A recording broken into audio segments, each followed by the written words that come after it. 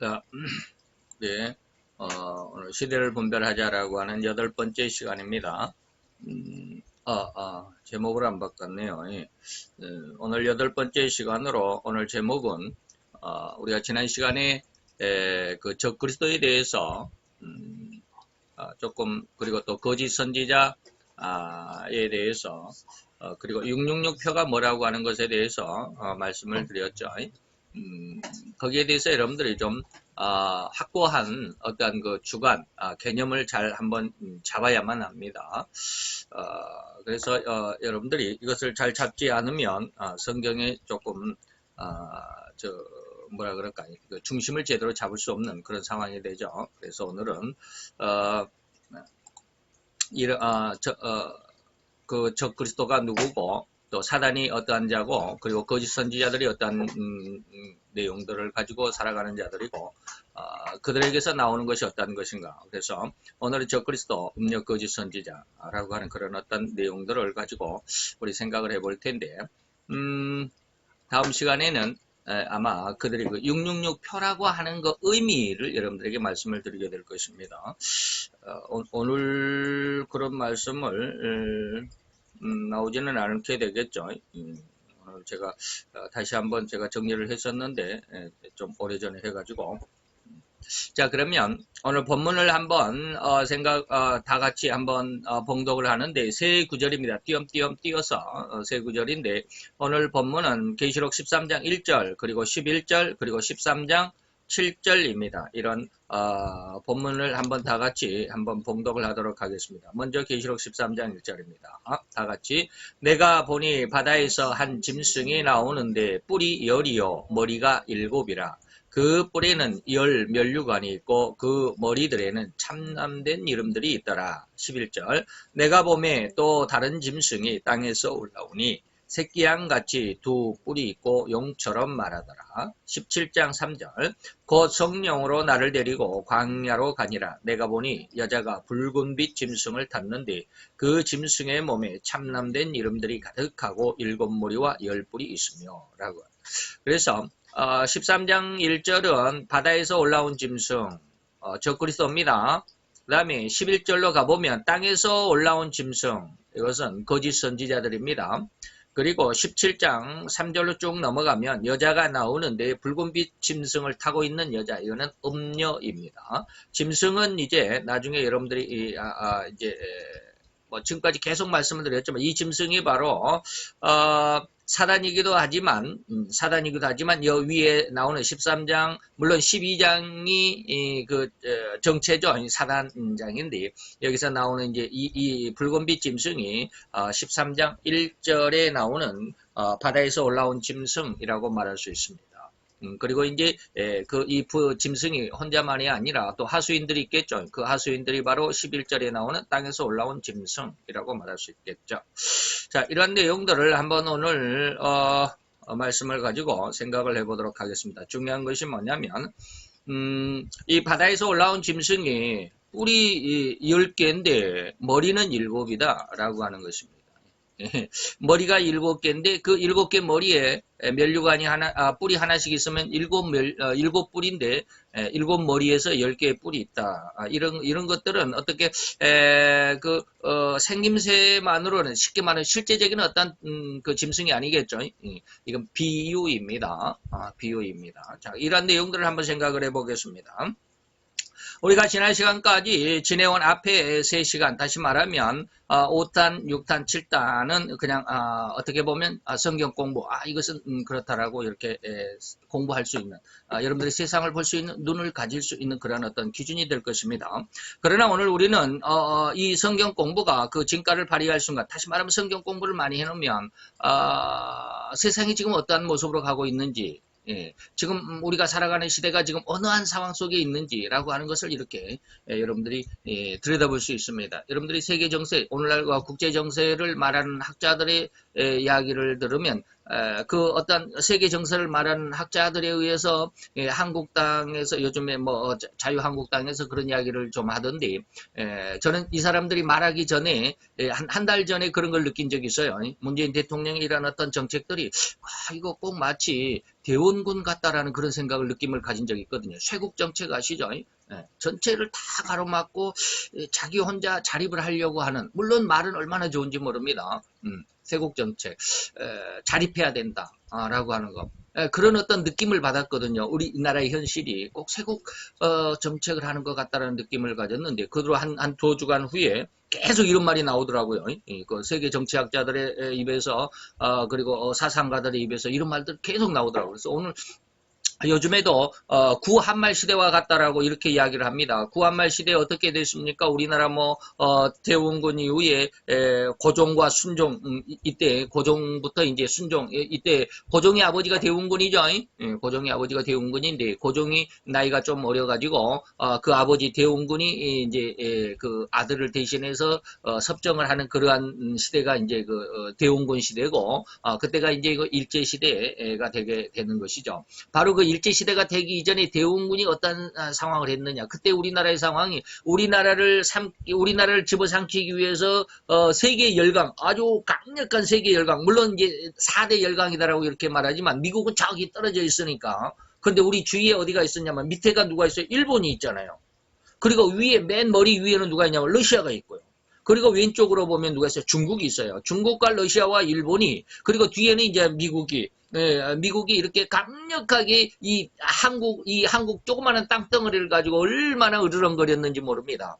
그래가지고 이때 이제 이 한국이 일본이 그냥 자꾸 들이치받고 이때 당시 중국은 뭔 나라였어요? 청나라였죠. 청나라가 자꾸 한국을 갖다가 견제를 하고 너희들의 주인은 우리야라고 이렇게 말하면서 종주국이야라고 하는 것이죠. 너희들의 주인은 우리야라고 자꾸 머리를 그냥 쥐어받고 밑에서 일본이 그냥 우리의 등짝을 후벼 패고 그러니까 우리나라 고종이 어디로 가버렸어요? 러시아로 가버렸잖아요.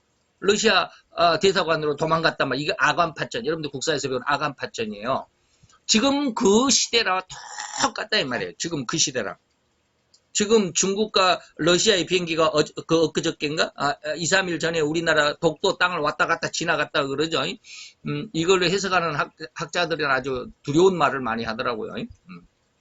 우리나라 동해에서부터 이어도 있죠. 이어도에서 독도로 이렇게 쭉 올라갔다 내려갔다. 여기가 뭐냐면 우리 한국 땅은 여가 있고 일본은 여가 있고 그 사이가 독도거든요. 그러니까 중국 비행기가 이 사이를 왔다 갔다 하고 러시아는 저 위쪽에서 올라갔다가 이쪽으로 쭉 내려왔다가 이어도를 삥 돌아서 다시 또 올라가고 이게 무슨 뜻이겠느냐 이 말이에요. 그 의미를 가만히 생각해보고 그것을 해석해 주는 데이 깜짝 놀랐어요.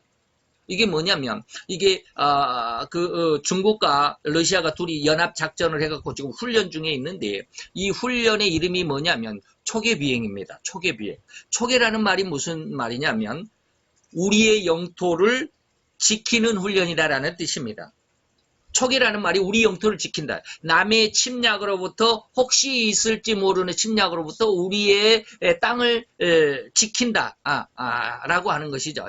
이게 초계인데 이 초계의 비행이 어디에서요? 우리 중국의 저 밑에 안후이성인가? 안후이성인가? 거기에서 비행기가 떠가지고 우리나라의 일본의 오키나와를 이렇게 해가지고 우리나라의 이제 대한해변이라 그러죠. 대한해변 이오도를 통과해서 대한해변을 해서 독도까지 왔다가 거기에서 삥 돌아가지고 다시 그 길로 내려가는. 중국은 그렇게 하고 러시아는 저 위에 블라디보스토크 위에서 거기서부터 이렇게 쭉 내려와가지고 독도를 지나서 이오도에 와가지고 이오도가 어디 있어요? 제주도 밑에가 있잖아요. 저 밑에가 그 이오도까지 가가지고 거기서 이오도를 한 바퀴 삥 돌고 다시 또 독도를 향해서 올라가고. 위에서는 이렇게 U자로 내려오고 밑에서는 이렇게 위로 이렇게 A자같이 이렇게 오고. 그 안에가 어디가 있어요? 그 안에 우리나라가 들어갔잖아요. 이 안에가. 이게 무슨 말인지 알겠어요? 중국과 러시아가 중국이 우리나라의 초계 훈련이다라고 하면서 우리나라를 지킨다라는 거예요. 그러면 그 중국의 우리나라라고 하는 그 의식, 초계라고 하는 의식 속에 누가 들어갔어요? 우리나라가 지금 들어가 있잖아요. 기가 막히잖아요. 이게 왜 이런 이러한 일이 있을까? 지금 우리나라의 지금 현실이 국방이 옛날에는 이런 일이 없었답니다. 예. 왜 이런 일이 있으냐? 옛날에는 우리나라가 미국과 강력한 동맹을 맺고 있었기 때문에 쉽게 말하면 미국의 안전을 위해서 우리나라가 필요한, 우리나라의 안전을 미국이 지켜주는. 요즘에 뉴스를 보면 카디즈 막 이러는데, 카디즈가 미국이 우리나라에게 정해준 그 땅이거든요. 우리나라하고 일본밖에 없대요. 이 카디즈라고 하는데, 일본은 자디즈, 재팬이니까 자디즈라고, 우리는 코리아니까 카디즈라고 그러고. 근데 이 영토를 중국이 별로 그렇게 침략하지는 못했답니다. 그런데 요즘에 미국을 너무 등지게 되니까 우리나라 혼자 혼자 서야 되는데 자꾸 중국 쪽으로 북한 쪽으로 자꾸 가까워지려고 하니까 중국이 내가 너희들 지켜줄게 하고 이렇게 왔다 갔다 한다라고 이렇게 해석을 하는데 이제 깜짝 놀랐어요. 우리가 아직은 보지 못하고 있지만 세계 열강이 지금 중국이 그렇고 러시아가 둘이 합해가지고 지금 일본을 견제하고 있고 그 뒤에 일본의 뒤에 누가 있냐면 미국이 있잖아요. 우리 옛날에는 한국 뒤에 미국이 있었습니다. 한국을 미국이 그만큼 크게 등을 밀어주고 이제 뭐 힘을 밀어주고 있었는데 요즘에 우리나라 문재인 대통령이 자꾸 미국을 가까이 하지 않잖아요. 자꾸 멀리 하려고 그러잖아요. 그러다 보니까 한국으로 힘을 쏠려주던 것을 그 뒤쪽으로 한 칸 뒤로 밀려가지고 일본의 등을 계속 밀어준 이것을 다음 제가 이제 이 시리즈가 몇 탄이라고 해서 14탄이라고 그랬죠. 14시간인데 제가 오늘 새벽이죠. 오늘 새벽에 어떻게 하다가 3시에 잠을 깼어요. 보통 이제 뭐 5시에 잠을 깨는데 3시에 잠을 깨가지고 뭐 잠도 안 오는데 하고 이제 세계 정세에 대해서 제가 이충근 박사님의 그런 것을 좀 동영상을 본다고 그랬잖아요. 어쩌다가 또 계속 안 보다가 그분의 영상을 보다가 깜짝 놀란 게 하나 있어요.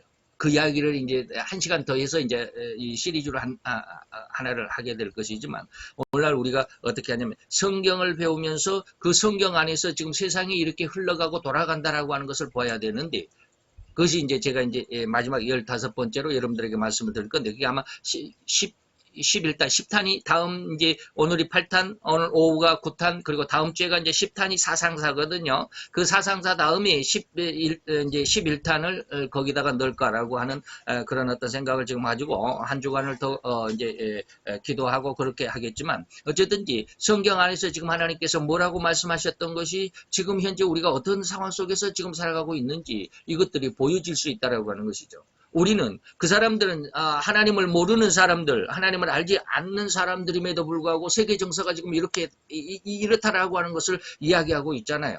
이런 것들은 하나님을 안 믿는 그들에게서도 세상이 지금 어떻게 돌아간다라고 하는 것을 이해할 수 있을 정도라면 우리가 성경을 아는 사람들은 더 빨리 이것을 알아내고 그리고 세상 사람들은 그것을 알기만 할 뿐이지 그 대책을 잘 모르잖아요. 우리는 성경 안에서 그 대책까지 빨리 발굴해낼 수 있고 하나님 앞에 응답을 받을 수 있는 그런 은혜가 있어야 되지 않겠나 이 말이죠. 그래서 여러분들이 이제 이제 오늘 말고 다음 이제 오후 시간에 이제 오전 시간에는 사상사가 될 것이고 다음 오후 시간에 제가 이제 오늘 새벽에 3시에 하나님께서 제게 주신 은혜를 이렇게 쭉 정리를 해가지고 1시간 해볼까라고 이제 추가해서 이렇게 하려고 하는데 한 30분 정도 하나님 앞에 기도하면서 그 쭉 정리를 했는데 다 못해 30분 동안에 어떻게 다 정리를 합니까? 사우지간 그 핵심은 그렇게 말씀을 했습니다. 그래서 야 오늘 아침에 그런 어떤 그 말씀에 그분은 그렇게 말씀하지는 않았지만 세계 정세에 대해서 이렇게 쭉 이야기를 하는데 그 순간 그 한 챕터 한 부분을 딱 말씀하시는데 그것이 성경 속에서 이것이 하나님이 이렇게 하시는 것을 한 부분이 이렇게 나타났구나라는 것이 딱 느껴지는데 그게 바로 아담과 하와의 관계입니다. 하나님이 남자와 여자를 만들고 여자는 남자의 배필이 되고 그런데 이것이 범죄함으로 인해서 남자는 여자를 다스리는 남편, 힘으로 다스리는 그런 권세가 있고 여자는 남편을 사모하는 그런 관계. 이런 것들이 쫙 풀어지더라고요. 그래서 이게 도대체 이게 부부관계가 조금 더 부부관계가 성경 안에서 창세기 1장과 3장의 내용이 아가서 8장으로 넘어갑니다. 아가서 8장 전체입니다. 그리고 예수님이 나는 신랑이고 너희는 신부다라고 하는 것은 전 세계적인 것으로 이야기를 하는 것이죠. 이것이 조금 더 이제 부부가 조금 더 커지면 나라로 되는 것이죠. 한 나라가 그리고 이것이 세계 국제 관계가 되는 것이고 이것이 하나님의 영적인 관계가 되는 것이고 그래서 기가 막힌 하나님의 그 비밀이가 있었구나라고 하는 제 나름대로는 그렇게 은혜를 받았습니다. 그것을 다음 시간에 한번 생각을 해보는데 그래서 제가 왜 이런 말을 하느냐면 오늘부터 우리는 이 성경 공부가 우리 삶 속에서 그 진가를 발휘하는 순간인 것을 기대하고 기뻐합니다. 성경의 기준이 없이는 이 말씀이 또한 성경의 문자 속에 숨어버릴 것이기 때문에 다시 말하면 세상 아까도 제가 말했죠. 하나님을 안 믿는 사람들도 지금 세상의 정세가 이렇다라고 이야기를 하고 있는데 이것이 성경을 믿는 저는 이제 세계 정세에 대해서는 잘 모르니까 세계 정세에 대해서 저는 아주 쉽게 말하면 정치 외교학을 전공을 하지 않았으니까 세계 정치가 어떻게 되어간다라는 것을 잘 몰랐어요. 거기는 좀 그랬어요. 사상사도 좀 저의 전공 과목에서 뭐 신학을 하는 사람들이 사상을 하는 사람들도 있어요. 또 교회사를 공부하는 사람들도 있고요. 그런데 이제 그런 데 대해서 조금 약하죠. 저는 성경만을 많이 공부를 하고 그랬으니까. 그런데 이런 성경을 공부하고 딱 중심을 잡고 나니까 사상사에 대해 사상을 연구한 사람들의 이야기를 들으면 그 말이 이렇게 성경에서 이루어져 가는데 그리고 또 정치학에 대해서 정치학 박사들이 이야기하는 것을 보면 세상이 지금 성경 속에서 이렇게 가는데 이게 그 말이었구나. 성경에서 이 말이 이 말과 연결이 되는구나. 저 사람들이 지금 저렇게 이야기를 하지만 성경은 이렇게 이야기하는구나. 이것이 바로 성경이 이루어지는 것이구나. 이런 것들을 좀 볼 수가 있고 느낄 수가 있었어요. 그래서 여러분들이 성경 공부를 많이 해두시면 좀 좋겠다라는 그런 말이죠. 그래서 이것이 무슨 말인가 하면 오늘부터는 지난 시간에 배운 성경 공부 내용들이 현재 우리 시대에 이루어져 간다라고 하는 것, 곧 다시 말하면 이 현실 실제적으로 직접적으로 적용할 수 있기 때문에 이렇게 우리 현실에 적용함으로써 이것이 바로 성경을 진짜로 배우는 그리고 성경이 이 세상에 그대로 이루어져 간다라고 하는 것을 알 수 있고 느낄 수 있고 그래서 하나님을 믿어요. 그래서 이제 제가 오늘 새벽에 3시에 하나님의 그 은혜 가운데서 잠이 깨가지고 5시까지 잠도 안 자고 계속 머리를 굴리면서 그 속에 은혜가 있어서 한 30분 정도를 이렇게 쭉 정리를 하다가 못했는데 다 하지는 못했는데 거기서 제가 깜짝 놀란 거예요. 세상은 이렇게 가는데 하나님이 맨 처음 세상을 부부관계로 만들었는데 마지막이 부부관계구나. 예수님이 신랑이 되고 온 인류가 신부가 되는구나. 근데 이러한 것이 그 안에 국가 간의 관계가 있고, 그러니까 처음에 부부관계 속에서 마지막에 예수님과 성도의 신랑 신부의 관계가 그 안에서 세상 나라의 그 흥망성쇠가 있구나. 그것이 뭐예요? 부부관계로 이렇게 잘 비추어 봐야만이 흥한 나라가 되고 이것을 잘 비추지 못하면 적용을 못하면 망하는 나라가 되고 이게 남편도 역시 마찬가지예요. 신부도 역시 마찬가지예요. 신부 여자가 물론 이게 제가 남성 우월주의로 여러분들에게 말씀드리는 건 아니지만 여자가 남자를 잘 만나야 돼. 남자를 만나기에 따라서 여자의 신분이 변하잖아요. 그래서 군인들 속에서는 그게 아주 엄격합니다. 남편이 위관급, 소위, 중위, 대위, 위관급이면 부인도 위관급이에요. 그 모임에 가서 여자들의 모임에 가서는 아무리 잘나도 남편이 위관급이면 그 사람은 위관급이에요. 그리고 이제 남편이 만약에 소령이나 그 말동물이죠. 무궁화, 소령, 중령, 대령, 영광급이면 부인도 영광급의 지위를 가져요. 남편이 장군이면 별, 스타, 1, 2, 3, 4, 별이면 그 부인도 장군이에요. 그러니까 부인들이 모이는 자리에서 위관급 소위의 부인이 아주 똑똑하고 머리 유식하고 한다 그래도 장군 부인 앞에 가서는 뭐라 말을 할지는 못하는 거예요. 남편의 지위가 부인의 지위가 됩니다. 더 적극적으로 말하면 남편이 왕이면 그 부인은 뭐예요? 왕비요. 세계 그 나라의 2인자예요. 2인자. 무슨 말인지 이해가 되죠? 우리가 신부로서 어떤 신랑을 맞이하느냐에 따라서 이건 엄청난 내 신분의 지위, 내 신분 자격이 주어지는 거예요. 그런 얘기들을 아마 다음 시간에 해드리게 될 것입니다. 이게 바로 성경이 이루어지는 현실적인 삶입니다. 그래서 오늘 우리는 이 적그리스도가 혹은 음녀가 그리고 거짓 선지자가 오늘 본문 1절, 계시록 13장 1절을 그 다음에 11절 그리고 17장 3절 물론 이런 것들이 더 넓게 많은 부분들이 있지만 이거 특별히 제가 이제 직접적으로 나타나는 그런 어떤 의미가 바로 이 세 구절이었고 거기에서 적그리스도 음녀 그리고 거짓 선지자가 어떤 행동을 할 것이며 어떤 능력을 가진 존재고 그리고 그가 언제쯤 나타날 것인가 라고 하는 이러한 모습 이러한 그 시간적인 어떤 실제적인 어떤 그런 모습들을 밝힐 수 있는 시간이 될 것입니다. 그래서 오늘은 성경 공부로 그냥 끝나는 것이 아니라 진정 우리가 살아가는 이 시대가 어느 경점쯤 지나가는 것인가를 알게 되는 아주 귀한 시간이라고 보게 되겠습니다. 먼저 우리는 사단에 대해서 언급하지는 않았습니다. 쉽게 말하면 12장은 여러분들에게 지금까지 말씀드리지 않았습니다. 그러나 12장은 사단장이다라는 말씀을 많이 드렸습니다. 그러나 우리가 언급은 안 했을지라도 성경은 명백하게 이미 기록되어 있습니다. 12장 전체를 통해서 사단이 어떠한 능력 그리고 어떠한 그 행동을 할 것이고 세상에는 어떠한 활동을 할 것인가 라고 하는 것들을 이미 12장에 기록이 되어 있다 이 말입니다. 우리의 주님은 결코 이 허점이나 허리만큼의 빈틈이 없으신 완전 무결하신 전지전능하신 분이시기 때문에 이러한 것들이 다 기록이 되어 있다. 그래서 글쎄 이제 다음 제가 자꾸 이런 말을 하는 것은 오늘 아침에 제가 가장 최근에 얻은 은혜가 이제 오늘 새벽에 하나님께서 제게 주신 은혜이기 때문에 자꾸 이런 말을 하는데 미리 이야기하는 게 좀 그러기는 하지만 여러분들이 신랑을 누구를 신랑으로 맞이하느냐에 따라서 제가 자꾸 이야기를 하잖아요. 남편이 소유면 부인도 소유예요. 남편이 대장이면 부인도 대장이에요. 남편이 왕이면 부인도 왕이에요. 내가 신부로서 내 남편이 하나님이다 그러면 나도 하나님이 되는 거예요. 하나님의 부인이 되는 거예요. 그게 이제 진짜로 내가 하나님이 된다라는 것이 아니라 하나님의 신부, 다시 말하면 그 권세를 갖는다라는 거예요. 하나님의 권세. 이걸 제가 늘 이야기하는 이기는 권세입니다. 그 신부의 권세예요. 그것에 대해서 이제 여러분들이 잘 한번 이해를 해주시고 이것은 또 결혼한 사람이 그것을 좀 사회적으로 좀 많은 시달림을 당해본 사람이 제 말을 너무 쉽게 이해를 하게 될 것입니다. 그런데 시달려 보지 않은 사람은 잘 이해를 못해요. 왜? 자기는 항상 높은 지위에 있는 사람들은 다 그런 줄 알아요. 다 그런 줄 알아요.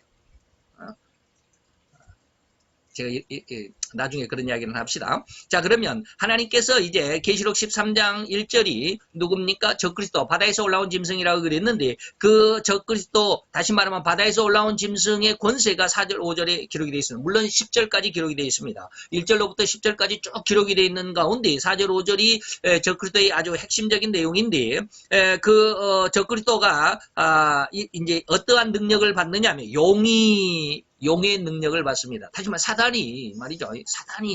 사단이 짐승에게 권세를 주므로 용에게 경배하며 또 짐승에게 경배하여 가로되 누가 이 짐승과 같으뇨? 누구를 지금 이야기하는 거예요? 짐승을 이야기하죠. 용을 이야기하는 게 아닙니다. 용을 이야기하는 게 아닙니다. 누가 이 짐승과 같으뇨? 누가 능히 이로 더불어 싸우리요? 이 짐승과 싸울 만한 상대가 없어지게 될 때가 있습니다.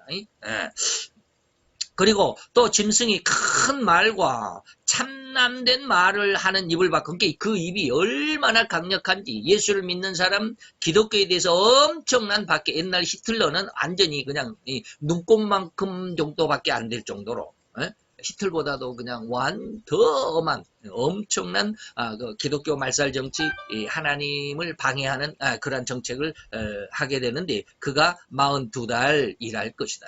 겨우 3년 반 일할 것이다.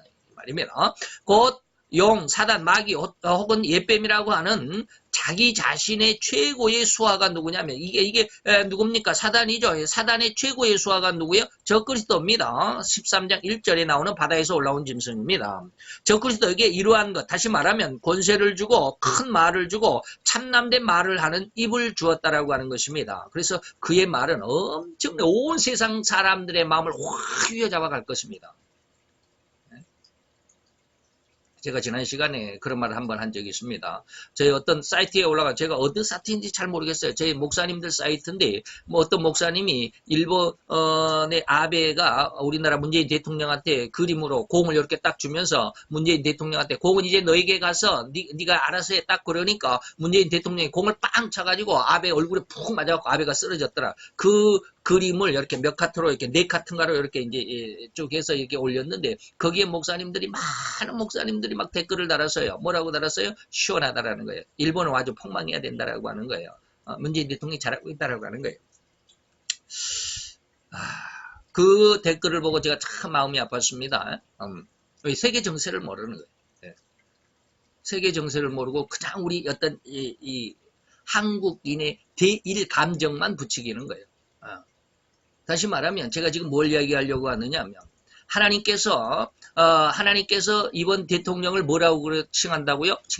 사악한 자라고 칭했습니다. 이번 문재인 대통령을 하나님께서는 사악한 자라고 칭했습니다. 이 사악한 자가 얼마나 이 나라를 친중으로, 친북으로 이렇게 북한으로 가까이, 중국으로 가까이 이렇게 끌어들이냐면 온 백성들이 지금 문재인 대통령이 하는 그 어떠한 정책을 지금 그냥 박수를 치고 쌍수를 들고 환영을 하잖아요.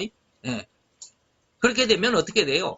아까도 처음에 얘기를 했지만, 그렇게 하다 보니까, 참자 하다 보니까, 중국이 우리나라를, 그 팔 안에다가 이렇게 품 안으로 가두려고 하는 이러한 초계 비행을 하게 되기도 하는, 이런 엄청난 일이 벌어지고 있다, 이 말이에요. 그런데 문재인 대통령 우리 한국민들은 대일 감정이 있기 때문에 대일 반감이 있기 때문에 일본에 그냥 대적해서 싸우자 그러면은 그냥 막 들고 일어난단 말이에요. 그러니까 그런 것 지금 이러한 현상이 바로 적그리스도가 용이 적그리스도에게 주는 권세와 큰 말하는 입, 참남하는 말하는 입에 권세를 줬다라는 것으로 이게 적용이 된다 이 말이에요. 여러분들 이것을 좀 볼 수 있어야만 합니다. 그리고 조국이라고 하는 민정수석이 어저께 그 사퇴를 하고 이제 물러갔는데 사직서를 쓰고 이제 물러갔는데 그 기자회견을 하는 거 보고 너무 아주 뻔뻔하죠. 자기가 이제 모든 것을 다 해놨고 나는 모든 것을 다 했고 우리나라 온 국민과 함께 내가 이제 뭘 했다 이런 이야기를 하더라고요. 이것은 이제 제가 이제 그래서 많은 거기다가 뭐랄까 댓글을 달아놓기도 했지만 참 목사가 개인적으로는 이렇게 댓글을 달아도 되는지 어쩐지 모르지만 제가 개인적으로 달았어요. 참 자기 주관, 자기 어떤 사상, 전 세계적인 어떠한 안목을 비춰보지 못하고 자기 어떤 그 사상, 꼭 우물한 개구리 같다라는 그런 느낌을 많이 받아요 지금. 그래서 세계를 보지 못하고 좁은 구멍만 보니까 일본은 우리가 무찔러야 되고 그래야 된다. 지금 우리나라가 미국을 자꾸 멀리하니까 미국이 자꾸 우리 손을 잡으려고 그러는데 우리가 뿌리치니까 누구 손을 잡아요? 일본 손을 잡아요. 이거 무서운 이야기입니다. 그래 다음 시간에 제가 오후에 한다라고 말씀드린다라고 하는 그 이야기가 거기에 나올 텐데. 일본이 굉장히 교묘한 수를 쓰고 지금 70년을 이어왔잖아요. 2차 대전이 끝나서 패전국이잖아요. 그로부터 지금 70년이에요. 70년 동안 이미 일본이 어떠한 삶을 살았는지를 우리가 가만히 생각해 보면 무서울 지경이에요. 지금 일본이 옛날에는 군대도 없었잖아요. 그러다가 자위대가 생겼잖아요. 이 자위대가 뭐예요? 지금은 군대가 되기 위해서 엄청 노력을 하고 있잖아요. 아베가. 그러면 일본이 군대가 된다면 이건 상상이 안 되는 일이에요. 엄청나게 무서운 일이 일어날 겁니다. 근데 우리는 거의 그런 데 관심이 없잖아요. 자, 일본 죽여야 된다고. 일본이 죽지 않습니다. 우리한테는 죽지 않습니다. 하나님께서 일본을 책망하셔서 폭망하게 하시겠다라고 하셨는데 어떻게 하실지는 저는 잘 모르겠어요. 어쨌든지 다음 시간에 그런 것들을 좀 여러분들에게 말씀을 드리도록 하겠습니다. 그래서 이 말하는 입 이런 것을 이제 다음 시간 구탄에서 이 참남된 말하는 입이 어느 정도인가 라고 하는 것을 여러분들에게 잠시 말씀을 드리는 그런 시간이 다음 시간입니다. 그래서 오늘은 이러한 권세와 말하는 입을 받은 그 적그리스도의 정체를 알아봅니다. 1절에서 바다에서 올라왔다라고 하니 이 바다의 비유는 뭡니까? 아주 험악한 세상을 고해라고 인생은 고해라고 그러잖아요. 괴로운 바다. 그래서 이 바다라고 성경에서 바다라고 말을 할 때는 그 비유로 말을 할 때는 이것이 괴롭다라는 뜻입니다. 그래서 바다에서 올라왔다라고 하는 것은 뭡니까? 아주 세상이 아주 험악할 때 세상이 누가 진리고 누가 비진리인가를 구분을 못하고 정말로 무엇이 옳고 그른지를 잘 모르고 자기 주장만을 가지고 자기 뜻만을 가지고 자기가 원하는 삶만을 살아가는 이러한 세상을 혼돈된 세상, 이것을 고해라고 표현을 하고 이러한 세상에서 적그리스도가 나타날 것이다. 그러면서 그 혼돈된 세상 다 자기 국가의 어떤 이기적인 어떤 그런 이기적인 사상 속에서 자기 나라만 위해서 남의 나라를 피해를 주고 남의 나라를 압제를 하고 이러한 상황 속에서 세상을 통일하고 너희 그래서는 안 되잖아. 세계의 질서를 한번 정해보자 해가지고 세계 질서를 세우게 될 한 왕이 나타나게 될 것이다. 이게 바로 적그리스도입니다. 온 세상이 아주 정신없이 흔들리게 있을 때 혼란하고 흉악하고 가증과 위선이 하늘을 찌르듯이 만연한 세상에서 무엇이 진리고 참 인생의 길인지 알지 못할 정도로 혼탁해버린 세상에서 바로 그러한 세상을 구원할 수 있다라고 온 세상을 장악할 만한 큰 힘을 가진 한 존재, 또한 이러한 일을 넉넉히 이뤄낼 만한 능력을 가진 존재라고 인정할 수 있는 그러한 세계적인 인물이 나타나게 될 텐데 이가 바로 적그리스도입니다. 그가 러시아에서 나타나게 될 겁니다. 지금 푸틴이 될런지 아니면 그 다음 대통령이 또 더 악한 대통령이 아주 교활한 대통령이 나타날지는 모르지만 어쨌든지 지금 그렇습니다. 그래서 여기에 대해서 저와 달리하는 이견들, 해석들에 대해서는 제가 뭐 언급하지 않겠습니다. 그리고 그에게 10뿔이 있었다. 이 적그리스도가 10뿔이 있고 머리는 7이라고 그랬죠. 이 10뿔은 뭡니까? 옛 로마의 통치 아래 있었던 땅들, 곧 지금의 구라파요 유럽 연합국들이 대부분이었습니다. 여러분들 예전에 제가 그 지도를 많이 말씀을 드렸죠. 그런 유럽 연합국들. 두 번째 시간에도 이런 말씀을 이런 그 지도를 여러분들에게 많이 말씀을 드렸습니다. 한번 뭐 시간이 가지만 한번 생각을 해볼까요?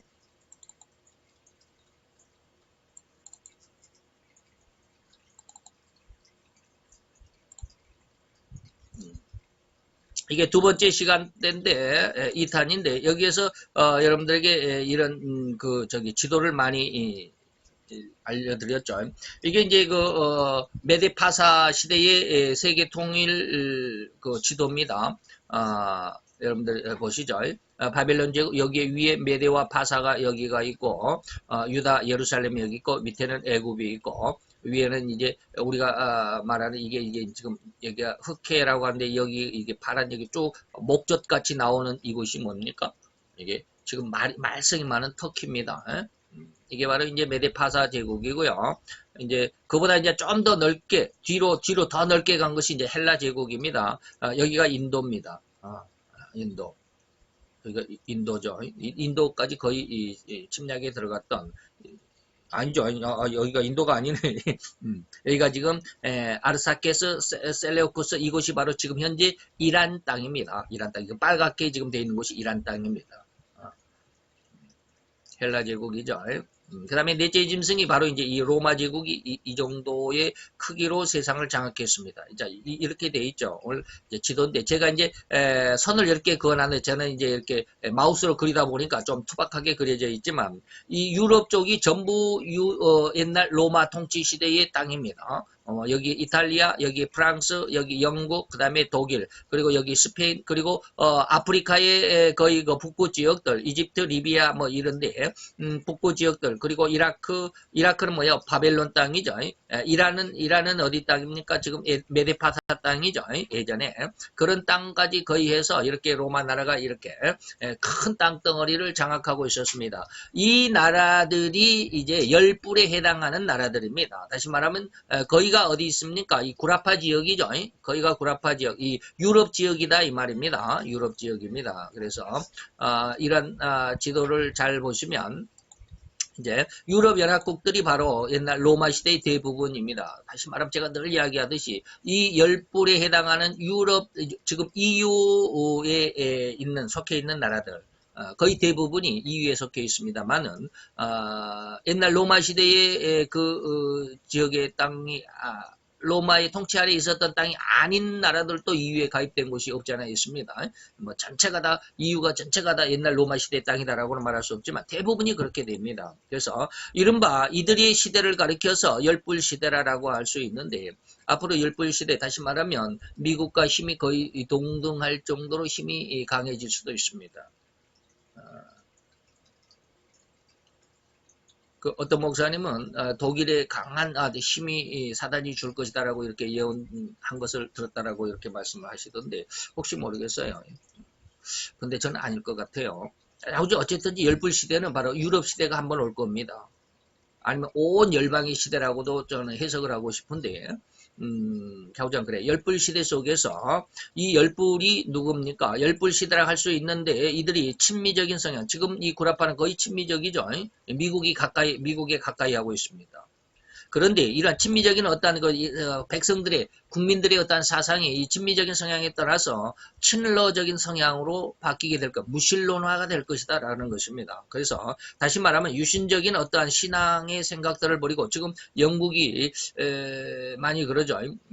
영국이 옛날에는 대영제국 해가 지지 않는 나라다. 여러분들 국사에서 그렇게 배웠죠. 어마어마한 최강대국이었습니다. 영국이. 근데 지금은 거의 한 세 번째, 네 번째밖에 안 돼. 네 번째 정도밖에 안 되잖아요.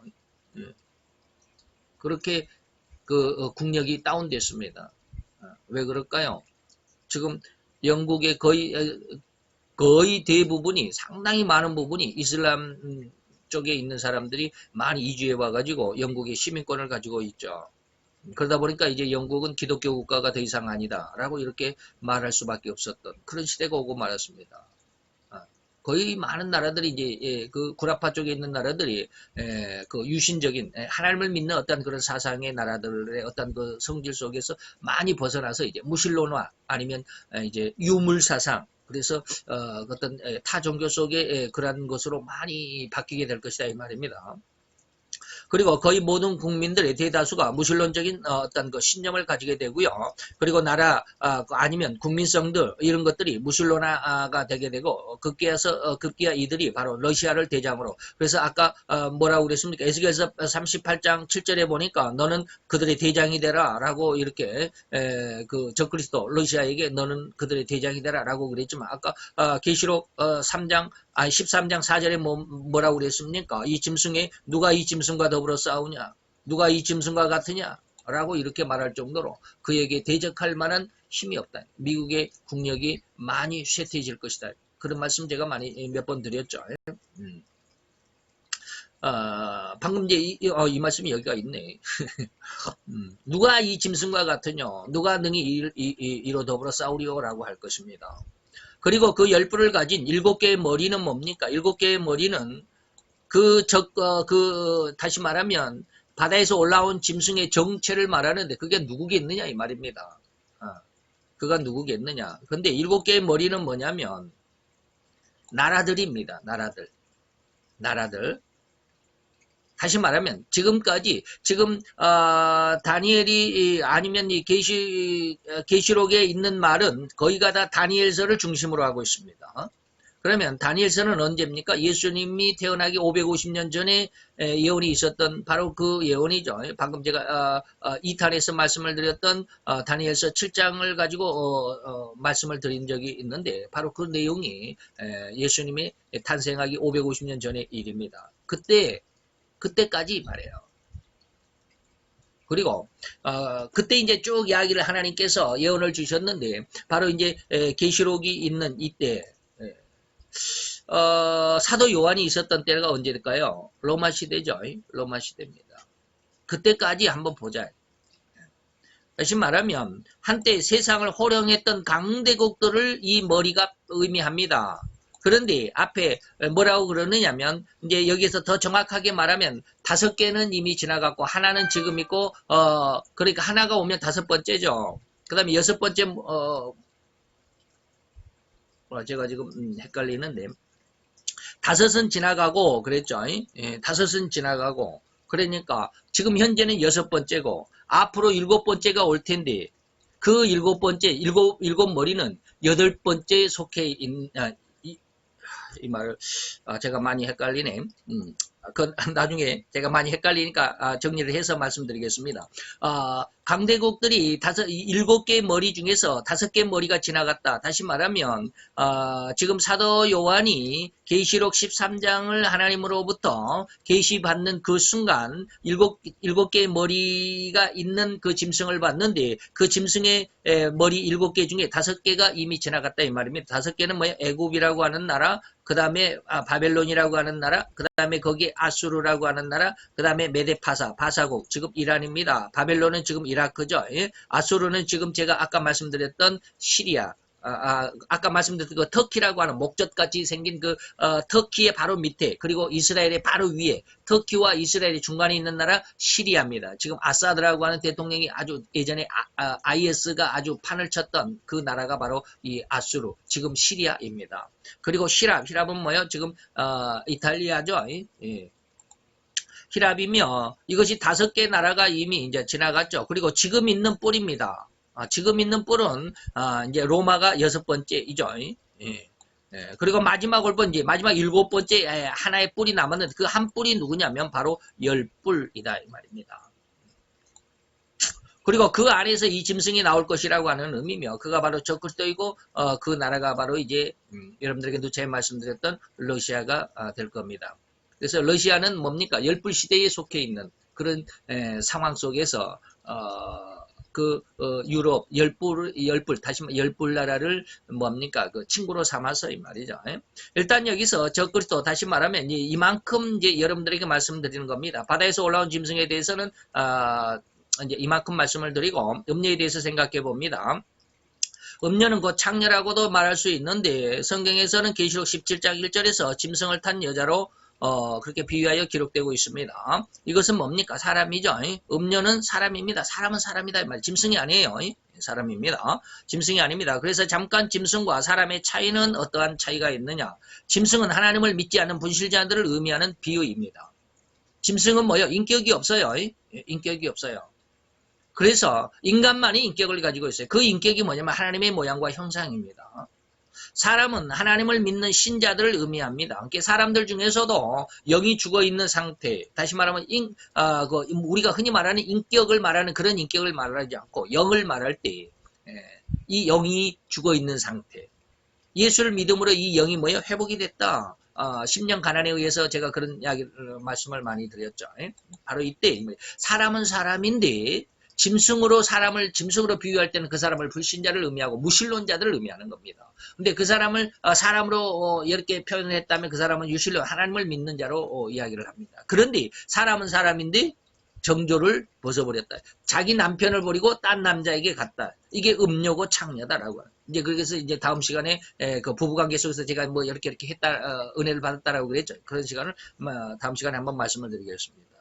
그런데 이 사람들 중에서 하나님을 신랑으로 잘 믿고 순종했어야만 하는데 이 신랑을 버렸다라는 것입니다. 곧 음녀요 창녀라고 하는데 달리 말하면 썩은 종교계를 의미합니다. 이 음녀라고 하는 건 썩은 종교계, 부패한, 타락한. 예.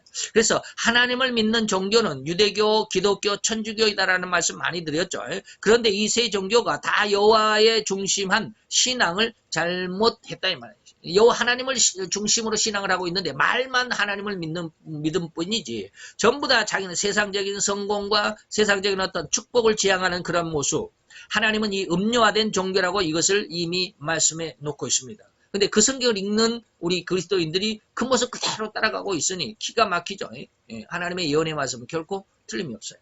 이미 우리는 이 탄에서 이들을 잠시 소개해드린 적도 있습니다. 곧 이 짐승과 음녀의 전쟁은 11탄에서 다시 언급해드리겠습니다만은 이제 이게 11탄이 이제 제 3차 전쟁에 대해서 여러분들에게 말씀을 드리게 되는데 이게 이제 1시간 뒤로 밀리겠죠. 어쨌든지 이 음녀의 능력은 온 세상을 장악하고도 남는 권세고 능력입니다. 무엇으로?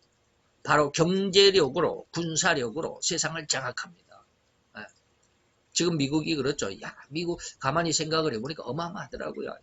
여러분들이 지금 미국을 그냥 이렇게 시더분차게 이렇게 생각을 하는데 거의 관심이 없잖아요. 그 무슨 의미인지 느껴지지 않잖아요. 미국이라고 하는 나라에 대해서 느낌이 없잖아요. 어마어마합니다. 보통 글쎄요. 정확히 제가 계산을 안 해왔지만 하루에 약 한 1000억씩을 천억 정도를 소비하는 나라가 미국인 것 같아요. 군사비로. 하루에 1,000억. 그보다 더 될지도 모르겠어요. 항공모함 하나 움직이는데 예, 한 47억인가 하루에 47억인가 57억인가 그렇다고 그러더라고요. 근데 세계적으로 항공모함을 7대를 지금 운영하고 12대를 지금 계획하고 지금 수리하고 건조하고 있다고 그러는데 지금 현재는 7대인가 아마 운영 중에 있습니다. 어쨌든지 그렇습니다. 그렇게 보면 어마어마한 경제력을 가지고 있죠. 야, 저 많은 돈을 어디서 날까? 아무리 미국이 땅덩어리가 크고 인구가 한 4, 5억 정도 되는데 그 많은 사람들 중에서 어떻게 저렇게 돈을 많이 벌까 했더니 미국이 세금이 어마어마하죠. 우리나라는 세금 별로 안 내잖아요. 물론 내기는 낸데 내기는 전혀 없다라는 말은 아니죠. 우리나라의 세금은 거의 한 10% 정도 됩니까? 15%? 20% 되면 많이 낸다고 그래요. 저도 220만 원에서 한 20만 원 빼니까 한 20%는 안 되고 거의 20% 돼요. 세금은 거의 한 20% 내잖아요. 근데 미국은 거의 한 40% 가까이 낼걸요. 10,000원을 벌면 4,000원은 세금으로 내는 거예요. 그 세금으로 미국이 움직이고 있는 거예요. 전 세계에 제일 강대국이 돼 있잖아요. 그 경제적인 힘이라고 하는 것이 어마어마하죠. 이러한 경제적인 목록표가 계시록 18장 11절로 13절까지 우리가 지난 시간 알아봤죠. 거기에서 28가지 어떤 재산 목록표가 있다. 온 세상의 모든 것들을 다 가지고 있어요. 이것도 이미 2탄에서도 말씀드린 적도 있고요. 그런데 그 경제적으로 세상을 장악하는 데에도 사람들의 희생이 따를 뿐입니다. 그렇죠. 경제를 가지고 모든 사람은 다 잘 살게 할 수는 없어요.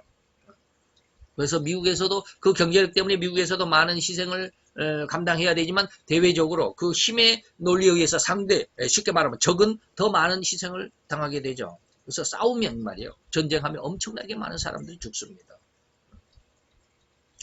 그래서 세계 전쟁이 가만히 아까도 말씀을 드렸지만 지금 우리 이 아시아 쪽에서 한 그 전쟁의 기운이 지금 모락모락 피우고 있죠. 중국, 러시아, 그리고 일본. 그 뒤에 미국, 저 멀리 떨어져서 미국이, 그리고 그 한 중심에 누가 있어요? 지금 한국이 있어요. 이 한국 때문에 지금 난린 거예요. 그게 뭐 북한이기도 하지만, 북한하고 이제 우리 한국하고 이것 때문에 지금 난리잖아요. 미국은 우리 한국을 놔주면 많은 손해를 볼 것입니다. 그런데 그 손해를 안 보기 위해서 지금 일본에게 많은 투자를 하고 있는 거예요. 그러니까 우리나라 때문에 미국이 우리나라 때문에 일본이 미국의 도움을 받아서 어마어마한 힘을 키우고 있는 거예요, 지금. 우리가 미국과 좀 더 가까웠으면 일본은 아직 이렇게 힘을 쓰지는 못할 겁니다. 네, 하나님이 다 그렇게 하신 것 같아요. 왜? 다음 시간에 말씀을 드리겠습니다. 그 비밀을 일본이 가지고 있어요. 그 부부간의 비밀을 일본이 가지고 있어요. 일본을 잘 보면 70년 동안의 일본, 70년이 아니라 짜게 1400년대부터 이거 저기 1차 대전 그때로 당시로부터 몇백 년 동안의 그 일본의 역사를 가만히 보면 이 부부의 관계가 얼마나 기가 막히게 들어맞는지 여러분들이 한번 이해를 하게 될 겁니다. 다음 시간에 그 말씀을 한번 해드리겠습니다. 국가 간에도 이 부부관계가 잘 형성이 돼야 돼요. 근데 이것은 물론 잘못된 모습, 정확한 남편을 찾지 못하는 그런 모습이기 때문에 흥망성쇠가 있을 뿐이기 때문에 그렇습니다. 있을 뿐입니다. 어쨌든지 그렇습니다. 그래서 아무리 돈이 많아도 사람들의 희생이 있죠. 그것은 뭐야? 사람들의 영혼까지라도 돈으로 매수하는 이러한 상황이 있습니다. 겉으로는 온 세상에 돈만 있으면 잘 살아가는 세상인 것 같습니다. 그래서 너도 나도 돈 벌기 위해서 더 혈안이 된, 그래서 이러한 삶, 돈을 중심으로 한 이러한 삶이 더 풍성한 시대, 그 교회까지라도 이렇듯 하나님을 중심하면서 떠나서 뭐요? 돈 때문에, 권세 때문에 타락하여 썩어져 버린 신앙이라고 이 나라를 징계하신 것입니다. 그래서 우리나라가 지금 징계받는 것이 굉장히 잘 돼 있는지도, 잘 된 것인지도 미리 맞은 거예요. 미리. 그리고 힘을 얻게. 나중에 이제 아버지가 엉덩이를 때리면 나중에 이제 그 엉덩이 어루만져 주잖아요. 그런 기간이 있어야 돼. 엉덩이 어루만져 줄 시기가 없으면 그건 굉장히 불행한 일이에요. 얻어맞고 말아버리잖아요. 쉽게 말하면 지옥의 형벌로 끝나버리잖아요. 근데 얻어맞았는데 나중에 그 얻어맞은 상처를 감싸줄 시간이 있다. 이건 굉장히 큰 축복이에요. 그게 구원의 길이거든요. 우리가 그 길을 잡아야 돼요. 그 길을 잡아야 돼요. 다시 말하면 지금 하나님 앞에 징계를 받는 이 순간에 회개하고 기도하고, 우리나라의 교계의 세태도 바로 이러한 세태, 다시 말하면 하나님 중심이 아니라 교회도 전부 물질 중심이잖아요. 돈 중심. 그래서 더 큰 교회를 짓고 더 많은 일을 해야 되는데 더 많은 돈 때문에 지금 목사님들이 얼마나 많이 이런저런 구설수가 얼마나 많습니까? 큰 교회 목사님들 다 돈 때문에 이런저런 구설수에 다 휘말려 있습니다. 거의가 다 휘말려 있습니다. 그걸 들춰내지 않아서 그러지. 이러한 세태이기 때문에 하나님이 이 한국을 징계하고 계신다라고 우리가 일탄 설교 중심이 바로 그것이었습니다. 이게 사도 선다 스바라지 목사님이 하나님이 주신 계시라고 그러셨습니다. 저는 그 말씀 듣고 그 계시를 그냥 흘러버리지 않았습니다. 굉장히 가슴 아프게 받아들였습니다. 이제 우리가 오늘 알아볼 거짓 선지자들, 세 번째 마지막 거짓 선지자들에서 한번 생각을 해봅니다. 이들이 바로 가장 중요합니다. 다음 시간에 이제 그 제3차 전쟁에 대해서 여러분들에게 말씀드릴 때 이들이 가장 중요하다. 그리고 이들이 바로 우리들의 피부에 직접 와 닿을 수 있기까지 가장 가까이 우리와 함께 살아가는 그 존재들이 누굽니까? 바로 거짓 선지자들, 거짓 지도자들이기 때문에 그렇습니다. 그래서 그 참남한 말, 그러니까 큰 말하는 입, 이런 것들은 이제 다음 시간에 말씀을 드리겠지만, 이런 것들 세상 사람들이 이렇게 그저 많은 말을 여러분들이 그냥 듣고 야 그것이 옳다 그것이 틀리다 이렇게 하는 것이 아니라 그 속에서 하나님의 뜻이 이루어져 가는 그런 모습들을 볼 수 있어야 되고 그것을 발굴해 낼 수 있어야 되는 겁니다. 이것은 많은 사람들이 그냥 저의 이런 말을 이런 설교의 내용들을 들어보면 아이고 저 백 목사도 되게 온고집이다, 아주 외골수 같다라고 이렇게 말할지 모르지만 제 눈에는 그렇게 보여요. 이들의 정체는 계시록 13장 11절에서부터 18절까지 충분히 밝혀주고 있습니다. 그들은 사도 요한에게 주님은 땅에서 올라온 짐승이라고 비유하여 주셨고 지이 땅에서 살아가는, 다시 말하면 하나님을 믿어야만 하는 인격을 팔아버린, 그래서 짐승이나 다를 바 없는 종교적인 지도자들, 이걸 거짓 선지자라고 그랬습니다. 그래서 예전에는 저는 이제 물론 종교가 제가 말하는 종교는 3대 종교, 기독교, 천주교, 유대교, 이것은 하나님을 믿는 종교를 의미했지만 이 종교가 아닌 우리가 말하는 이 종교가 아닌 다른 어떤 종교자, 다시 말하면 뭐 불교니 이슬람교니 뭐 세상에 많은 이 세 종교 빼고 나머지 모든 종교들, 이런 종교의 지도자들이 전부 음녀의 그 거짓 선지자들의 반열에 들어가게 될 겁니다. 우리 세 종교 안에 지도자들도 역시 마찬가지예요. 목사들도 여기 많이 들어가게 될 겁니다. 정말 안타까운 일. 왜? 하나님의 의도를 정확하게 모르며 그냥 거기 휩쓸려가. 왜? 세상이 지금 그렇게 가니까. 그래서 온 국민들을 지도하고 인도한다라고 하는 이 지도급, 종교적으로 정치적으로 이 지도급 인사들까지 포함되어 있다라고 하는 것. 이것이 뭐야? 땅에서 올라온 짐승, 거짓 선지자고 거짓 지도자라고 하는 이들의 그 범위에 다 포함되어 있습니다. 즉 거짓 선지자 혹은 거짓 지도자들은 앞에 바다 짐승에게 충성하는 자들입니다. 이른바 각 나라에서 최고 통수권자인 대통령에게, 대통령은 뭐가 돼요? 여러분들 지난 시간에 말씀드렸습니다. 온 세계 통일 정부가 딱 서고 세계 통일 대통령이 나타나면 각 나라의 대통령은 뭐가 돼요? 분봉왕이 될 것입니다. 그래서 각 나라의 대통령에게, 그리고 그 밑에 있는 이제 정부 요직에 있는 사람들, 쉽게 말하면 뭐 장관, 차관, 그리고 뭐 고위공직자들, 이런 사람들은 이 대통령이 엄청난 충성을 맹세해야 되죠. 그래야 자기가 살아나니까. 정말로 자기 어떤 줏대가 있고 하나님의 어떤 중심 신앙 사상이 있는 사람들은 절대로 여기에 같이 빌붙지 않을 것입니다. 왜요? 거기에 빌붙은 것은 하나님의 뜻이 아니라고 제가 지난 시간에 말씀드렸어요. 어떤 시간? 거짓 지도자에 대해서, 거짓 선지자, 3탄에서 거짓 지도자에 대해서, 4탄에서 거짓 선지자에 대해서 말씀을 드렸습니다. 하나님이 가장 좋아하는 일이 뭘까? 하나님을 믿는 일이다. 하나님이 가장 싫어하는 일이 뭘까? 하나님을 불신하는 거야. 하나님을 불신하는 것 중에서 가장 중심이 누구요? 무신론이고 그것이 바로 공산주의입니다. 공산주의가 가장 그 핵심 속에 있습니다. 근데 이 나라가 친북 성향으로 그리고 친중 성향, 공산화, 러시아, 중국, 북한이 전부 공산 사상이잖아요. 거기에 계속 가까이 가려고 하는 이러한 정책이 뭐요? 지금 우리나라 문재인 정부의 정책이잖아요. 근데 거기에 예수를 믿는다라고 하는 사람들, 거기에 국회의원이라고, 거기에 정부의 어떤 무슨 차관이고 장관이고 어떤 뭐 고위 공직자고 뭐 이런 사람들이 전부 그 대통령의 정책에 찍소리도 못하고 있잖아요. 거기에 다 동조를 하고 있잖아요. 예수를 믿는 사람들이 그래야 되겠냐. 이 거짓 선지자들, 거짓 지도자들의 모습이다라고 제가 3탄에서 강력하게 말씀을 드렸어요. 엄청난 충성을 맹세하게 될 것입니다. 온갖 추악한 일을 대행하는 행동대장격이라고 할 수 있을 것입니다. 그들의 충성이 얼마나 대단한지 그 통수권자의 우상까지 만들어냅니다. 물론 적그리스도의 우상이라고도 말할 수 있지만 각 나라는 각 나라의 우상을 만들게 될 겁니다. 하나님 편에서 보면 적그리스도의 우상이든 각 나라의 어떤 대통령의 우상이든 상관없어요. 다 우상이니까. 다 똑같은 거니까 이 말이에요. 물론 전 세계적으로는 적그리스도의 우상이 되겠지만 각 나라에서는 그 나라의 통수권자의 우상, 혹 각 나라의 종교적인 우상, 우리나라 같으면 뭐요? 당군상, 뭐 이런 것들이 이런 것들이 그 우상화 될 수 있습니다. 그런데 현실적으로 우상화가 되면 기독교인들이 반발할 것이기 때문에 주일날에 이러한 우상 집회들이나 축제들을 기획하곤 할 것입니다. 그래서 지난 시간에 한번 말씀드렸죠. 주일날 많은 행사들, 많은 축제들을 합니다. 왜? 교회 가는 발걸음들을 빼내가지고 거기 어떤 즐거움으로 빼가기 위해서 이러한 기획. 그 주일 예배 시간에 성도들을 세상적인 어떤 즐거움으로 빼내기 위한 추악한 계획으로 그들은 이 기독교를 말살시키려 하고 있을 것입니다. 그런데 그러한 집회나 축제에 출석하게 되면 엄청난 마일리지도 주게 되죠. 그죠? 거기 어때 참석하게 되면 뭐 달란트를 준다든지 어떤 마일리지를 준다든지 그것을 나중에 또 돈같이 쓸 수도 있잖아요.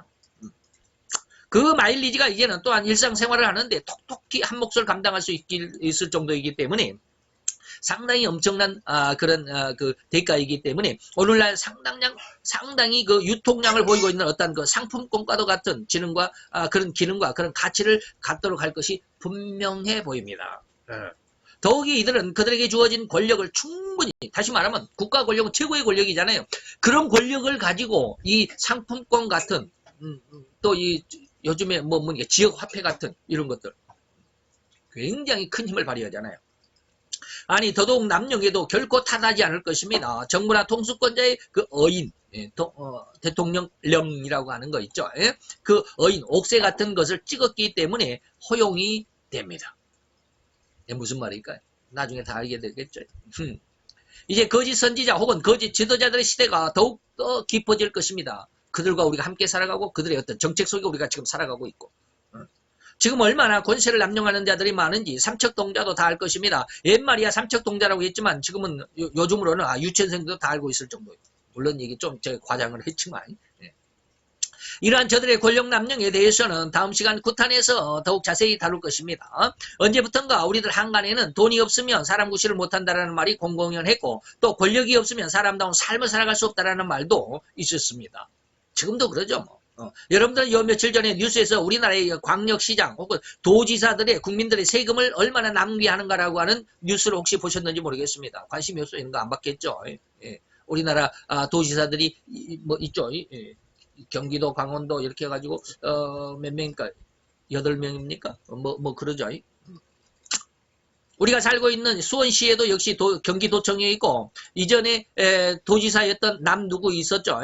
그 도지사는 그 도청을 그 개방을 해가지고 지금 그 팔달산 뒤에 있는 거기가 사택입니다. 옛날 우리 그 앞에가 있었잖아요. 팔달산 앞에. 그 사택을 개방해가지고 뭐 결혼식장으로 쓰고 사람들이 거기 가서 카페같이 이렇게 즐기기도 하고 그랬었는데 그래서 도민들이 그 도지사의 그 사택을 이렇게 행사할 수 있는 그런 것으로 개방을 했었는데 현재 도지사인 이 뭐 누구 도지사 있죠. 지금 현재 도지사는 이 누구죠. 이 도지사는 다시 사택으로 되돌려 놓고는 엄청난 살림살이들을 들여놨습니다. 수천만 원어치 들여놨습니다. 물론 우리 경기도지사뿐만 아니에요.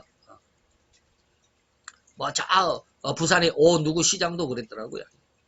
충청도 경남인가 뭐 하우전 도지사니 무슨 뭐 시장이니 그들이 이번에 당선이 돼가지고 그들의 그 사택을 하면서 보통 4천만 원 정도의 살림살이들이 들어갔어요. 자기 돈을 했을까요? 자기 돈은 한 푼도 안 들어갔어요. 다 세금이잖아요. 그리고 왜 지난 지사님과 다르냐라고 하는 이런 기자 질문이 한 번 있었습니다. 그랬더니 경기도 도지사는 외국 귀빈들이 방문하면 여관에서 재우겠느냐. 그래서 도지사 사택이 필요하다라고 답을 하던 그런 뉴스를 저도 본 적이 있습니다. 저들 다시 말하면 거짓 선지자들 혹은 거짓 지도자들은 자기들의 그러한 이권과 권세들을 결코 빼앗기고 싶지 않습니다. 정말로 내 돈 아니니까 그냥 막 풍성하게 쓸 수도 있잖아요. 어제 뉴스에도 어떤 도지사 부인이 그 관용차를 타가지고 그것은 개인적인 사적인 용도로 사용했기 때문에 그거는 잘못된 것이다라고 이렇게 이제 조금 또 뉴스도 있더라고요. 그래서 나라의 통수권자가 잘못된 정책을 펼칠지라도 결코 항거하지 못합니다. 왜? 거기에 반기를 들었다가는 다음에 인사 이동 때 큰 불이익을 당하니까. 못한 것이 아니라 안 하죠. 자기가 먹고 살래. 자기 정치 생명이 그에게 달려있으니까 말이죠. 까딱 저들의 정책에 반기를 든다면 다음 선거의 공천은 절대로 불가능할 뿐임을 그들도 너무 잘 알고 있기 때문에 반대를 못해요. 지금 민주당에서도 문재인 대통령의 정책에 대해서 반대하는 사람들이 많아요. 그런데 말을 못해요. 왜? 말했다가는 민주당에서 다음 이제 내년이 국회의원 선거인데 공천을 못 받으면 국회의원이 못 되잖아요. 그러니까 말을 못해요. 지난 3탄에서 제가 지적한 바로 그런 내용들이죠. 진실로 신자들이라고 하면서 그들은 그들의 이권에 더더욱 집착할 뿐입니다. 하나님을 위해서 하는 게 아니에요.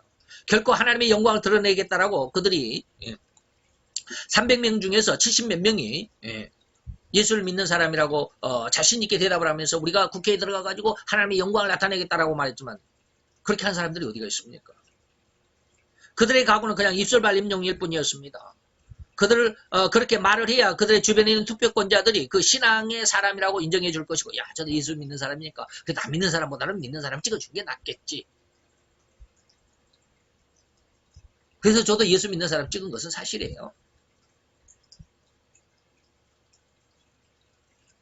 그래서 표들을 얻을 수 있었기 때문에 그들은 절대로 통치권자에게 반기를 들 수가 없습니다.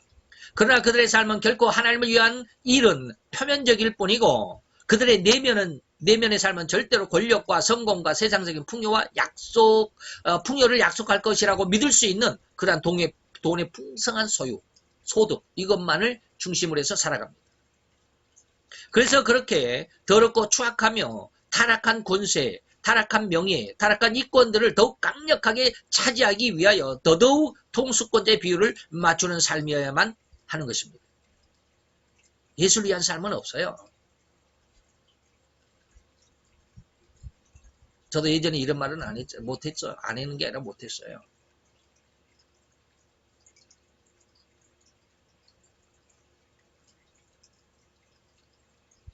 다음 시간에 그런 말이 나올는지 모르겠지만 저도 이런 말 하는 게 굉장히 두려워요. 무서워요. 왜? 나중에 분명히 제가 한 말에 이 좌파 성향의 이런 정치권에서 분명히 올무로 씌울 것이기 때문에 그래요. 그걸 내다보고 있어요. 그래서 두렵긴 해요. 그래도 해야 돼요. 시편 52편 7절에 이들을 뭐라고 말합니까? 이러한 사람들은 하나님으로 자기의 힘을 삼지 아니했다. 그리고 뭐요? 오직 그들은 그들의 재물의 풍부함을 의지하며 자기 스스로의 악으로 스스로를 강하게 했던 자들이다. 기가 막히죠. 제가 52장 7절을 읽고 깜짝 놀라요. 어쩜 이렇게 하나님이 이렇게 사람들을 이렇게 표현을 했을까? 그래서 이 나라의 교회가 바로 썩었다고 하나님의 진노와 징계의 회초리를 들었다라고 하는 것이 아니겠는가 말입니다. 주의합시다. 저들 곧 거짓 선지자들 혹은 거짓 지도자들이 온 백성들에게 자기들의 입맛에 맞아야만 이 세상을 살아갈 수 있는 이권을 줄 것이라고. 여기서 이제 666 표어가 무슨 뜻인가를 여러분들에게 말씀을 드리겠습니다. 666표가 뭐냐 이 말이에요. 우리 지난 시간에 그랬죠. 666표가 여기 사람 손에 넣는 이게 베리칩이 아니다라고 그랬습니다. 666표가 뭐예요? 지금 여기서 말하는 이것이 답입니다. 뭐요? 이권입니다. 이권. 저들과 함께 하지 않으면 절대로 세상에서 살아가지 못합니다. 이건 뭐요? 돈이 있어도 종이 한 장 못 산다고 그랬잖아요. 표가 없으면 종이 한 장 못 산다고 그랬잖아요. 앞으로 기독교인들 세상에 발붙이고 살 수가 없을 것입니다. 그잖아요. 저기 이슬람 국가들 지금 예수를 믿는 사람들은 뭐요? 취직이 안 되잖아요. 취직이 안 되잖아요. 왜? 나 예수를 믿는다고 하면 취직해도 너 나가 그러잖아요. 그게 뭐예요? 이권이잖아요. 이슬람의 권력이잖아요. 이게 너희들이 우리 이슬람 교인이 돼야만 이권을 주는 거예요. 저도 사우디에 갔다 왔다고 그랬잖아요. 근데 공공연하게 그때 이제 저는 예수를 막 믿고 4개월 정도 됐다가 이제 사우디 나갔다라고 제가 그런 말씀을 드렸는데, 저는 뭐 이제 그때 당시에 예수가 누군지 성경을 한 번도 안 읽어봤기 때문에 예수가 누군지도 모르고 교회에 이제 금방 나갔기 때문에 뭐 교회가 뭐 하는지도 모르고 예수가 무슨 일을 했는지도 모르고 그냥 교회에 나갔다라고 그랬어요. 그런데 사우디 가보니까 무슨 말을 하냐면, 외국인들이 이슬람을 믿겠다라고, 이슬람교를 믿겠다라고 이슬람교에 등록을 하게 되면 상금이 나왔습니다. 그때 당시에 1983년도, 84년에 제가 사우디를 갔네요. 84년에서 85년까지 이제 1년을 있었는데, 84년도에 그때 당시에 말로 5만 리알, 그 사우디 돈은 리알이라고 그럽니다. 우리나라는 원이라고 그러죠. 1원, 2원, 100원, 1000원 이렇게 원이라고 그러는데 사우디 돈은 리알이라고 그럽니다. 그때 당시에 1리알에 240원이었습니다. 우리나라 돈으로. 사우디 1원이면 우리나라 240원이었어요. 250원 이제 한번 쳐봅시다. 쉽게. 2원이면 500원. 4원이면 사우디 4리알이면 우리나라 1000원입니다. 근데 5만 리알이니까 4배를 한번 곱해보세요. 5만 리알이면 만 20. 이게 얼마입니까? 5만 곱하기 4 해보세요. 5만 4, 5, 20. 20만. 20만. 이게 뭐야? 이게 250원인데 250원. 5만 리알 곱하기 1리알이 240원이니까 240. 5만 곱하기 240 해보세요. 얼마나? 제가 이게 얼른 참 이게 뭡니까? 계산이 얼렁얼렁 안 돼가지고요. 계산을 한번 해보겠습니다. 5 하나 둘 셋 넷 곱하기 240원 얼마인가? 1200만 원이네. 1200만 원. 5만 리알이면 그때 당시에 우리나라 돈으로 1200만 원을 그 뭡니까? 그 포상금으로 줬습니다. 그래서 사우디 간 우리나라 그 노동자들이 그 이슬람교에 그 등록을 했던 사람들이 몇몇 있었던 모양이에요. 그런 말을 하더라고요. 이게 이권입니다. 이권이에요. 앞으로 쉽게 말하면 그들의 상황, 그들의 어떤 그 권위 범위 안에 들어가지 않으면 절대로 세상에서 시장 보기 힘들 겁니다. 여러분 이스라엘에서 여러분 혹시 그 영화 보셨는지 모르겠습니다. 유대인들 중에서도 예수를 믿는 메시아닉주의, 메시아닉주라고 그러잖아요. 예수 믿는 유대인들, 그 사람들 그 시장 가기 힘듭니다. 그러면 그거 이스라엘에 대한 그런 어떤 그 동영상들 한번 봐보세요. 예수 믿는 유대인들이요 시장 가기 힘들어요. 왜? 직장도 안 주지, 가게에서도 그 사람이 예수 믿는 유대인이라고 한다면 팔지를 않아요. 이게 이권이거든요. 그래서 세상을 살아갈 수 있는 일권을 누가 주느냐? 거짓 선지자들 내지는 거짓 지도자들이 이 세상을 살아갈 수 있는 이권을 줄 것이다 라고 하는 것입니다. 이게 계시록 13장 17절 18절입니다. 그들이 주는 거야. 이 종교 지도자들이, 정치 지도자들이 이 이권을 주는 겁니다. 자기들의 입맛에 맞지 않은 언행의 사람들에게는 어떻게 하든 이 사회에서 매장을 해야만 할 존재들이라고 낙은을 찍어버립니다.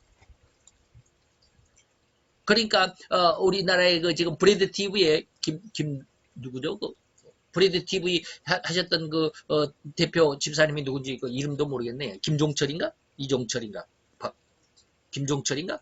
제3성전도 뭐 찍고 막 그랬다고 그러잖아요. 이분이 첫 번째, 두 번째 그 영상을 찍었는데 뭐 용서하고 두 번째는 회복 이런 거 있었는데 그 영상에 보면 예수를 믿는 유대인들 집에 어떤 이제 그 예수 믿는 유대인들 집에 어느 날 선물이 그냥 무명의 그 발신도 없는 무명의 그 선물이 그 과일 바구니가 하나 앞에 집 앞에 놓여 있었어요. 엄마 아빠는 밖에 나가 있었는데 아들이 보고는 그 선물이 자기 집에 왔으니까 당연히 우리 선물인가 보다 하고 그 과일 바구니를 집어 들고 집 방으로 들어갔어요. 그리고 식탁 위에 놨고 그 선물 바구니에 과일 그 상자를 이렇게 뜯는 순간 폭탄이 폭발해가지고 그 아기 거의 죽다가 살아났어. 살아났나? 죽었나? 살아난 것 같아요. 완전히 온몸이 그냥 파편투성이야. 그걸 누가 그렇게 과일 바구니 폭탄을 누가 갖다 줬네? 정통 유대인이 갖다 준 거예요. 유대인이 갖다 준 거예요. 유대인이. 같은 민족인데도 너는 유대교가 아니고 너는 기독교이기 때문에 너는 우리의 사회에서는 너는 용서가 안 돼. 우리의 사회에서 너는 용납해 줄 수가 없어. 나가라 이 말이에요. 그리고 예수 믿는 그 가정의 아기를 정통 유대인들 몇 사람이 납치해가지고 손에다가 수리탄 이렇게 안전피 뽑아가지고 수리탄을 딱 손에 쥐어주고 이게 힘이 없으면 이렇게 놓으면 터지니까 테이프를 꽁꽁 감아가지고 그리고 유대와 그 시리아, 요르단 이런 국경에는 그 철책이 있는데 거기 엄청난 고압 전류를 흘려놓는답니다. 거기로 가라. 그리고 아버지는 뒤에서 목을 짓누르고 네 아들이 지금 이 수리탄을 짓고 여기 전기 철책으로 가는데 네가 예수를 안 믿겠다라고 하면 내가 저 아들을 내가 살려줄 거고 네가 계속 유대교로 회개를 안 하고 네가 예수를 믿겠다고 하면 저 아들은 끝까지 저 가서 저기에 터져서 죽는다. 근데 거기에서 목을 짓밟히고 있는 그 아빠는 어떻게 하겠습니까? 그 아들이 죽는 것을 보고 얼마나 가슴이 아프겠습니까? 정말 나 예수를 안 믿겠다라고 하고 싶은데 그 아들이 되돌아서 하는 말이 있어. 아빠는 예수를 믿으라고. 아빠는 나에게 예수가 하나님이라고 가르쳐 주셨잖아요. 근데 지금 아빠가 나 때문에 예수를 안 믿겠다고 한다면 아빠가 나에게 가르쳐준 예수는 거짓말이잖아요. 라고 하면서 전선 국경 철책으로 가가지고 터져서 죽었답니다. 그런 이야기들 거기에 다 나와요. 용서, 회복. 이스라엘 사람들의 직접적인 그 증언들이에요. 직접적인 그들이 경험하고 있는 거. 이게 뭐예요? 이게 이권이잖아요. 너희들이 우리에게 소속되지 않으면 이권을 줄 수가 없어. 종이 한 장 살 수가 없어. 어떻게 하든 이 사회에서 매장을 해야만 할 존재라고 낙인을 찍어서 불이익을 주지 않느냐 이 말입니다. 이것이 바로 666표의 능력입니다. 앞으로 이 적그리스도의 세상이 되면 기독교인들은 팔을 붙일 수가 없을 거예요. 엉덩이가 엉덩이가 터지도록 피가 철철 흐르도록 엉덩이 한 대 맞는다 이 말이에요. 제가 그런 말을 했잖아요. 그 헐어 터져버린 엉덩이를 하나님이 싸매 주실 것입니다. 그것이 이제 마지막 지금 14탄까지 계획을 했던 그 중에 11, 12, 3, 4 세 개가 바로 그런 내용들입니다. 앞으로 기독교인들이 이길 것이다. 이제 제가 1시간 더 추가하겠다라고 하는 것 속에서 진짜 남편이 누군가 정확한 남편 그 중에서 남편이라도 소위 남편이 아니고 뭐 소령 남편이 아니고 왕의 남편을 삼아야 되잖아요. 아가서에 보면 내 남편은 뭐요? 왕이야. 나는 거무스름하고 아주 거무튀해가지고 세상 사람들을 무시하고 멸시하고 뭐 외면하고 그렇게 아주 멸시를 받을 수밖에 없는 그런 깜둥이지만 내 남편은 왕이야. 그러니까 나는 뭐 누구다? 왕이다. 니네들이 나를 그렇게 시시하게 나에게 그렇게 멸시할 정도의 그런 신분이 아니야. 나는 누구요? 나는 외모는 깜노잡잡하고 뭐 니네들이 멸시할 정도의 외모지만 나는 누구요? 왕비잖아 이 말이야. 이게 아가서입니다.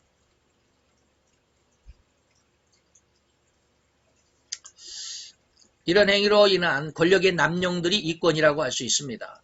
666표라고 하는 거 잘 한번 이해를 해 주시기 바랍니다. 고초들의 비율에 맞지 않는다면 어떤 자들이라 할지라도 결코 이 세상, 이 사회에서 온전한 생활을 할 수 없을 것이란 말입니다. 엄청난 압박과 불이익, 그리고 더 나아가 사회생활을 할 수 없을 정도로 더욱 강력한 정신적으로, 사회적으로 압박이 있을 뿐이란 말입니다. 이러한 이권이 바로 지난 시간 7탄에서 언급해드린 666표의 의미입니다. 뭐 저기 베리칩이 아닙니다.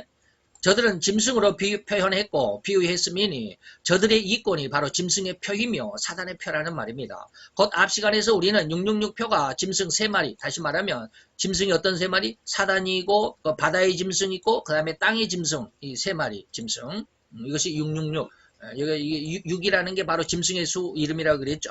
바로 저들이 이권이, 바로 이 짐승들의 이권이 뭐요? 666표인 것입니다. 이것을 사단이 이미 예수님 40일 금식하신 후에 나타나 행한 유혹 속에 들어있습니다. 누가복음 4장 5절 6절에 보니까 예수님이 40일 금식하신 후에 천하만국을 보이면서 가로되 이 모든 권세와 영광, 이 이권을 내가 너에게 줄게. 이게 바로 666표입니다. 이 천하만국의 모든 권세와 영광, 이것이 사단의 이권이고 이것이 바로 666표의 핵심 정체입니다. 이것이 없이는 이 권세, 천하만국의 권세나 영광이 없이는 결코 이 세상에서 인간다운 행세를 할 수가 없는 것이 지금 오늘날 이 시대잖아요. 더더욱 이 세상에서 이 육신이, 이 생명이 살아가려면 저들에게 흔한 시체말로 해서 미운 털이 박히면 그것으로 끝장이에요. 저들에게. 저들은 온갖 이런저런 비열한 온갖 수단과 방법을 다 강구해서라도 결코 자기를 반대하는 사람들을 그냥 곱게 살아가도록 놔두지 않을 것입니다. 법으로 강제할 것입니다. 그래서 이제 그래서 뭐요? 기독교가 세운 학교에서 예배를 못 드리게 하고 기독교가 세운 학교에서 성경을 못 가르치게 하고 이게 법이래. 이런 법을 강제로라도 예수를 못 믿게 하게. 온갖 세상의 여론들을 형성하는데 결코 게을리하지 않을 것이고 더더욱 저들의 여론몰이는 온갖 약한 자들을 위한 선한 정책이라고 떠벌리게 되고 단순하기만 한 서민들, 곧 약한 이 백성들은 그들의 환심 사는 일에 아주 쉽게 속아 넘어가겠죠. 이러한 상황, 이러한 삶의 내면의 혹독한 고통과 압박 등이 바로 666표인 것입니다. 짐승 3마리의 시대, 곧 대환란의 시대에는 더더욱 저들의 입맛을, 저들의 비율을 맞추지 않는다면 다 죽을 수밖에 없을 것입니다.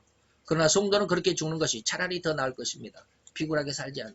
저도 그걸 굉장히 많이 기도하고 지금 마음의 중심에 두고 있습니다. 근데 저도 죽는다라는 거 지금 암에 대해서만큼은 아무런 의식이 없지만 혹시 내가 죽는다라고 혹시 이 다음에 이제 그 정기 검진을 가가지고 아유 재발했습니다 이렇게 말을 들 때 과연 나는 어떻게 대응할 수 있을까? 뭐 이런 생각도 해보는데 모르겠어요. 자신이 없더라고요.